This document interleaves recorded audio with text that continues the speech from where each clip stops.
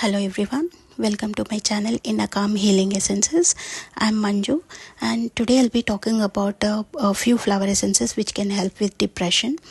So depression is a condition where the person experiences persistent emptiness, sadness, and there's a lot of hopelessness. The person loses the interest on things once they used to enjoy because of low motivation, and the person is fatigued all the time. There's a sense of guilt and worthlessness which comes from a place of self-sabotage, and the person is always in a blaming mode, and because there's a lot of grief inside the person. So let us see what are the flowers which can help with the depression. The first one is bleeding heart. This is the essence from FES. This essence helps to deal with a broken hearted situation. The person possibly might bring the emotional freedom, and the person will be ready to accept what is in front of him or her and ready to move on. Basically, they can let go of the crumbling attachment which kind of cripples the person. So this essence teaches us that life is all about the change, and bleeding heart helps the person to see the truth and let go of the unserving stuck attachments. This happens when the person has lost their loved ones, or the person is broken, has a broken relationship. The person is still attached with the earlier relationship, so they cannot let go. So in this situation, bleeding heart is extremely helpful to letting go of the unserving emotions and lets the person to move forward. The next essence in the combination is Star of Bethlehem.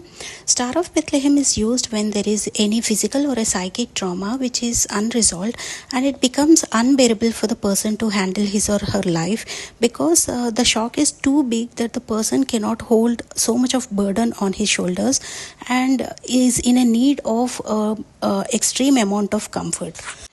So when Star of Bethlehem is used, the person might consciously face the shocking events with ease.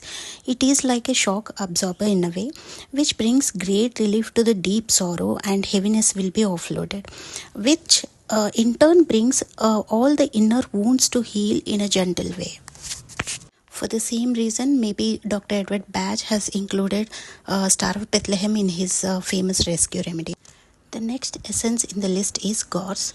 Gorse is for the hopelessness and the kind of resignation a person goes through when nothing goes as planned.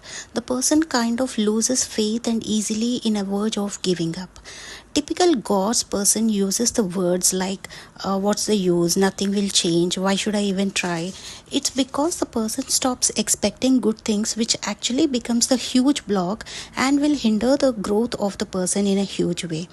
Gorse actually rekindles the negative aspects of hopelessness and brings the person to start hoping for good things to happen again. The next essence is Gentian. Gentian is a flower essence for feeling discouraged after a setback. So there's a slight difference between Gorse and Gentian. Gorse is a person in the negative state, the person loses the hope, but in the Gentian, the person loses the total faith or the trust in the outcome, because there is a past failure which actually makes the person to be stuck in the old failure and will not allow the person to grow optimally. So once a person uses Gentian, the person might feel the faith in the outcome and might be developing a kind of trust, and the person might be staying committed and builds optimism, and there could be a possible emotional endurance, and the person meets the challenges without any collapse. The next essence in the combination is Sweet Chestnut. Sweet Chestnut is perfect for people who are going through dark night of a soul kind of situation. It is immensely helpful for people who are enveloped by huge amounts of darkness. The person might feel that there is no light to be seen, and the person becomes extremely lonely and also very sad, and the despair is so big that the person usually feels like they are in the rock bottom and there is no way to get out of the situation. The situation itself is so big and so huge that the agony of the soul is crying. That kind of situation the Sweet Chestnut negative type is in. So there's a kind of numbness as well, and the person loses the sense of self. So once the sweet chestnut is used, it's kind of a divine remedy which brings the trust and pulls the person out of darkness and shows a way to deal with the self.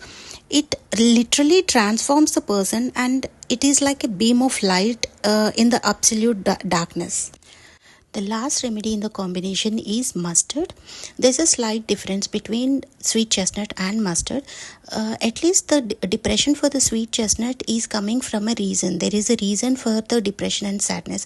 Unlike sweet chestnut, mustard's depression is so immense and there is no reason for the sudden depression. So there's a kind of pit in the stomach, and it seems like a black cloud around enveloped around the person. So everything is absolutely fine around, but there is no amount of reasoning which can be making a person to deal with the depression what he or she is going through. So once the mustard is used, the outcome is that it reconnects you to the inner light, and it allows the dark cloud to naturally fade away, and it brings the person back to joy and emotional balance. That is all for today. I'll be back with another video very soon. Stay tuned and thanks for watching.